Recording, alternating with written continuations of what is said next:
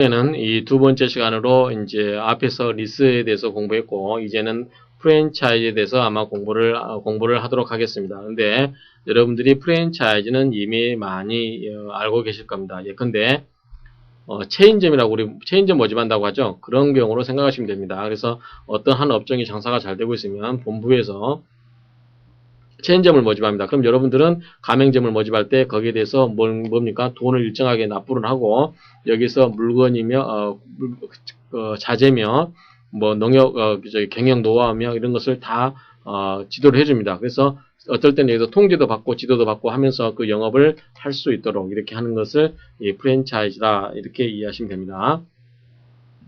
자, 프랜차이즈가 뭐냐면 프랜차이즈 이용자가 프랜차이즈 제공자, 그렇죠? 자, 제공자는 회사고 그 다음에 프랜차이즈는 여러분들이 이용하는 그런 그 가게가 되겠습니다. 그런 경우에 자, 그런 회사로부터 제공을 받는 상호라든가 예컨대 무슨 뭐가 있을까요? 예컨대 그 프랜차이즈의 대표적인 게 무슨 치킨점 있죠? 뭐 치킨점도 있고 뭐 여러 가지가 피자도 될 수 있겠죠. 그 다음에 또 뭐가 있나요? 뭐,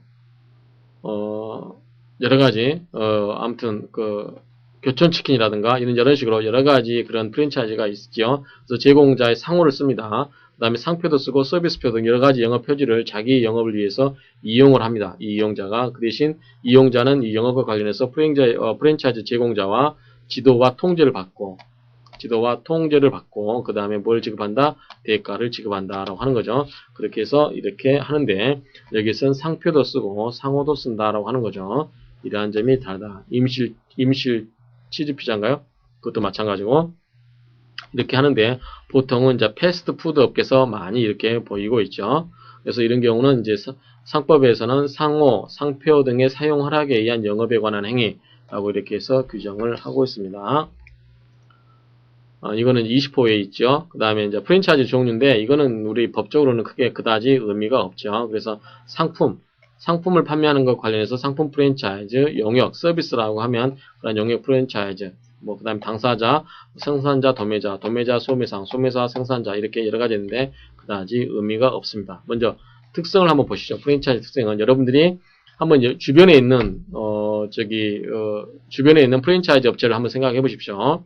자, 프랜차이즈 제공자, 자 본사입니다. 본사가 상호, 상표 등의 영업 표지를 사용하여 영업을 하지만 독립한 영업 주체다라고 하는 것은 자 본사로부터 어떤 지도와 통제도 받지만 이 자체는 뭐냐면 본점은 독립되어 있는 영업 주체라는 겁니다. 여기에 지점이 아니에요. 지점이 아니고 이거 지점이 아니고 어떤 종속되어 있는 게 아니고 하나에 독립되어 있고 단지 이제 여기에다가 상호라든가 상표도 쓰고 그 다음에 지도 통제도 받고 그 다음에 여기다가 대가도 지급은 하지만 이게 하나의 별도의 영업 주체라는 점이 꼭 이해를 하시고요. 그 다음에 독립한 영업자이긴 하나 프랜차이즈 제공자의 지도와 이 통제를 받고 여러 가지의 뭐 보관이라든가 심지어는 그 모든 걸 다 통제를 받죠. 장사할 수 있는 모든 시설을 다 갖추게 해줍니다.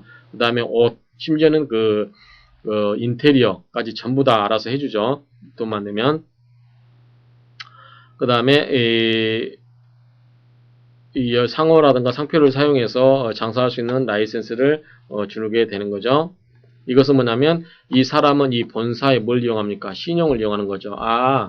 예컨대 피자 하면 다 여러분들 유명한지 아시잖아요. 임실피자도 마찬가지고 교촌치킨 또 뭐가 있나요? 뭐 여러 가지 그런 경우에 이 본사 여기서 깔끔하게 관리한다더라 라고 해서 여러분들 다 이해를 한다고 하면 그래 이건 믿을 수 있어 먹을 수 있어 이렇게 이해하는 것과 동일한 거죠. 그 다음에 프랜차이즈 이용자는 프랜차이즈 제공자에 대해서 일정한 대가를 지급하며 대가의 결정 기준과 지급 방법은 제한이 없죠. 자, 이러한 프랜차이즈 계약의 법적 성질이 뭐냐라고 하는데 아까 우리가 리스에서는 뭐였습니까? 특수임대차설, 소비대차설, 매매설, 그 다음에 무명계약설 이렇게 이야기했는데 판례는 무명계약설이라고 그랬죠. 어느 정해진 틀로 이 새로운 상행위에 그걸 맞출 수가 없다라고 이렇게 이야기를 했습니다. 마찬가지로 프랜차이즈도 아마 그렇게 보시면 될 겁니다. 그래서 프랜차이즈 보면은 특약점 관계 유사설 말이 좀 이상하죠. 특약점 관계유사설, 상품 매매 또는 권리 이용 임대차설, 신종 계약설 등 여러 가지가 주장이 되고 있는데 어찌됐든 새로운 유형의 비전형 계약으로 보는 신종 계약설이 통설이다라고 이렇게 이해하시면 되겠습니다. 그래서 우리가 학설은 이제 그다지 여러분들이 염두에 두지 않아도 됩니다. 그래서 법에서는 그 법과 관련해서 권리 의무 관계가 정확히 어떻게 되는가 그 정도만 여러분들이 신경을 쓰시면 됩니다. 근데 한 가지 재밌는 거 뭐냐면 자 우리 상법 24조인가에 보면 뭐가 있었죠? 명의대여자의 책임이 있었죠. 자 뭐냐면 어떤 사람이 나의 굉장히 나승성이 유명하다. 그래서 여러분들 중에 한 학생이 저한테 와서 이 나승성 갈비를 쓰겠습니다. 하면 제가 이 업계에서 소문이 났습니다. 나승성 갈비가 이 정말 좋은 갈비, 국산 갈비를 쓰고 그 양념이 죽이고 맛이 이렇게 한다고 했을 때 어떤 사람이 이 쓰겠다고 했을 때 제가 와서 그래 내 이름을 써라 라고 했을 때는 다른 사람들이 저 나승성 갈비를 보고 와서 하는 거 아닙니까? 그렇죠? 그럴 경우에 내가 내 이름을 쓰도록 함으로써 내가 이 관계에서 일정하게 책임을 지는 경우가 있었죠. 그게 뭐였죠? 명의대여자의 책임이었습니다. 아마 상법 24조로 기억이 되는데요. 그럴 경우에 명의대여자의 책임이 있기 때문에 이 여러분들이 뭐냐면 프랜차이즈에서도 예컨대 임실 취직피자라고 했을 경우에 본사가 있고 각 지점마다 이렇게 다 있지 않습니까? 그럴 경우에 뭡니까? 상호 상표를 그대로 쓰죠. 따라서 이건 뭡니까? 명의대여자의 책임과 같은 구조가 되는 거죠. 따라서 이러한 명의대여 계약의 요소가 있다라는 점. 그 다음에 상표 사용권을 허락해준다면서 상표 사용권의 설정 계약도 있고, 그 다음에 경영 지도와 통제를 하는 점에서 어떤 노무 제공의 성질도 있다. 그 다음에 또 심지어는 아까 이야기한 것처럼 어떤 그 모든 원자재, 그 식자재라고 하죠. 그런 모든 것을 중앙 본사로부터 공급을 받습니다. 그런 경우는 매매에 관한 계약도 생길 수 있는 거죠. 어찌됐든 이 프랜차이즈 이용자는 대가를 지급하기 때문에 유상계약이고 쌍무계약이고 계속적 채무관계죠. 채무계약 관계됩니다. 자, 그럼 이러한 프랜차이즈 계약이 성립하려면 어떠한 요건이 있어야 되냐? 자, 영업표지, 그렇죠? 사용을 허가가 있어야 되겠죠. 그렇죠? 그 다음에 통제, 본사의 통제와 조력이 있어야 될 거고, 그 다음에 이 프랜차이즈는 뭐다? 독립적인 지위를 가지고 있다라는 특징이었습니다. 그 다음에 프랜차이즈를 지급을 해야 되죠. 그래서 이건 여러분들이 다 여러분들 상식적으로 이해가 되죠. 다만 여러분들이 이 프랜차이즈는 뭐다? 지점이 아니다. 지점이 아니고 뭐다? 독립한 영업의 주체다.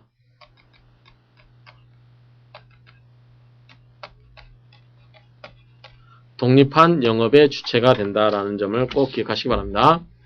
자, 프랜차이즈 계약의 법률 관계를 봅시다. 자, 계약의 당사자는 제공자가 본사죠. 그 다음에 프랜차이즈 이용자는 그 가게 주인이 됩니다. 제공자는 본사, 그 다음에 프랜차이즈는 정업에 종사하는 자. 자, 내부 관계. 자, 제공자는 뭐냐면 본사죠. 그 다음에 이용자는 영업 주체고, 그 다음에 3자, 이용자죠. 자, 이 제공자와 이용자의 관계는 뭐다? 내부 관계가 되겠죠. 그 다음에 외부 관계는 프랜차이즈 제공자와 제3자의 관계가 외부 관계. 그 다음에 프랜차이즈 이용자와 제3자의 관계 이렇게 나눌 수 있겠죠. 그렇죠? 그래서 만약에 제3자가 이 프랜차이즈 영업점에 와서 어떤 음식을 먹었다든지 그런 경우에 음식이 상해서 배탈이 났다. 그런 경우에 이 제3자는 이 사람한테 책임을 물을 수 있는 건가 또는 이 본사에 대해서도 책임을 물을 수 있는가 라고 했을 때 이 제공자와 제3자의 관계를 외부 관계, 그 다음에 제공자와 이용자의 관계, 요거는 내부 관계, 이러한 관계로 이제 나누어서 볼 수 있다라고 하는 겁니다. 먼저 프랜차이즈 제공자와 이용자의 관계, 이거는 내부 관계죠. 그런 경우는 이 내부 관계는 쉽죠. 그래서 제공자와 이용자 관계는 지금까지 계속 이야기한 얘기가 이 관계죠. 뭐죠? 지도 통제하고, 그 다음에 뭡니까? 사용료 납부하고, 뭐 이런 이야기죠. 그래서 이런 것은 내부 관계. 자, 영업상의 지도 통제 받고, 그 다음에 대가 지급하고, 그 다음에 상품을 취급하고, 경영상 비밀을 준수해야 되고, 당연한 얘기고, 프랜차이즈 이용자는 뭡니까? 이 프랜차이즈 제공자의 상표라든가 상호를 이용할 수 있어야 되죠. 사용할 수 있는 권리가 되겠죠. 그다음에 프랜차이즈 이용자와 제3자의 관계. 자, 이 이용자와 3자의 관계는 3자가 와서 여기 와서 이제 장사를 하는데 와서 먹고 그래야 되겠죠. 이 관계는 어떻게 되냐라고 하는 거죠. 이건 뭡니까?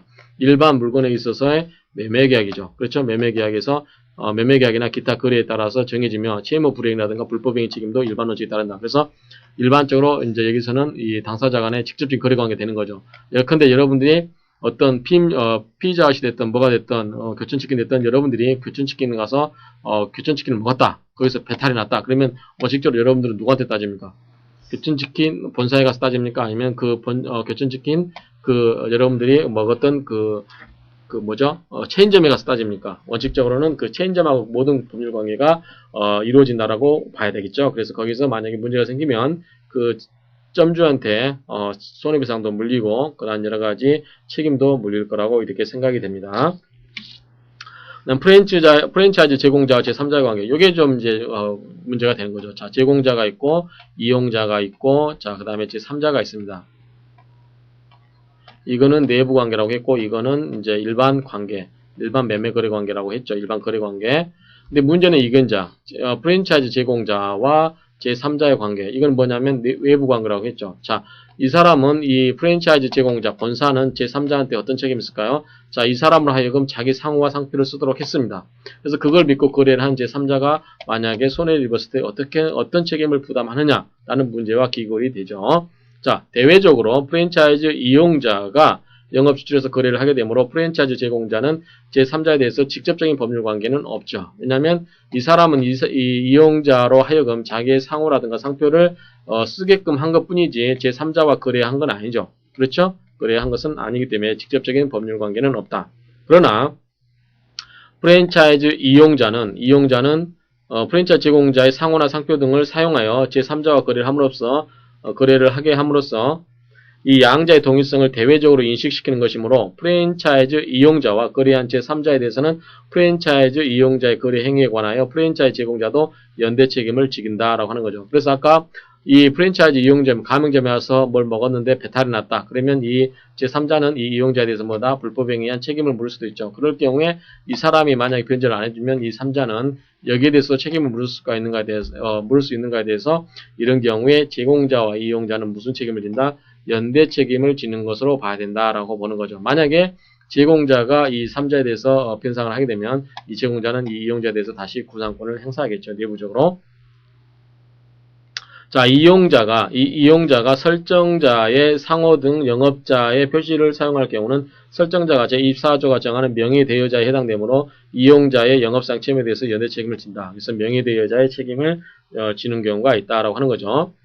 프랜차이즈 이용자의 거래에 관한 행위가 제3자에 대해서 불법 행위가 되는 경우에 프랜차이즈 제공자의 영업상의 제시나 통지에 따른 결과가 불법 행위가 된 경우에 대해서 그것은 불법 행위상의 책임도 물을 수 있다라고 하는 거죠. 그래서 이 사람이 하라고 하는 대로 지도와 경영 통제를 받는다고 했죠. 그래서 이 사람이 하라고 하는 대로 했는 대로 그게 불법 행위가 제3자에 대해서 발생해버린 경우, 이런 경우도 역시 제공자는 그러한 불법 행위의 제공자로서의 책임을 부담한다라고 이렇게 이해하시면 됩니다. 그래서 지금까지 이제 프랜차이즈는 비교적 쉽죠. 왜냐하면 우리 주변에서 흔히 일어나는 경우가 되고 그런 어떤 상상이 되기 때문에 그 거래 관계를 그림으로 그려보시면 쉽게 이해되실 겁니다. 그래서 거기에서 일어나는 법률 관계는 상식적으로 이해를 하시면 되겠습니다. 그러면 조금 쉬었다 계속해서 이제 마지막으로 팩토링에 대해서 보고 마무리를 하도록 하겠습니다. 수고하셨습니다.